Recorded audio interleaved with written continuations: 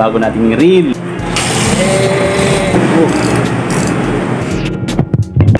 Yun, what's up guys? May bago tayong ngayon, unboxing. Review na rin natin bago nating reel from Kasky. Ito ay Sharky 3 na 5,000 series. Yan, sana natin. From Lazada po. Pili natin sa Lazada.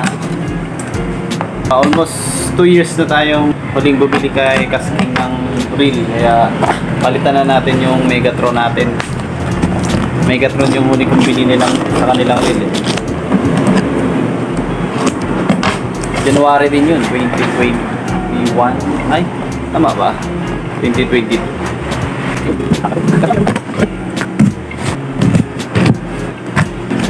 Karton pa ulit to, diba? Pangalawang karton. Uy, Kasky Sharky 3. Ang laki. Yes sir. Oh ha. Alright. Wee. Ganda oh. Ganda oh.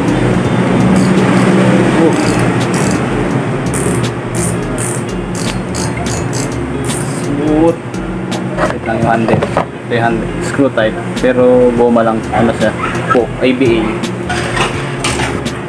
Hey! Smooth. 10+1 bearing po siya. Tsaka water resistant. Kasi may ano yan. Merong mga sealed sa bad. Uy! Uy! May bearing din sa loob. Yan. Ganda boy, ganda. Oh. Oh, oh.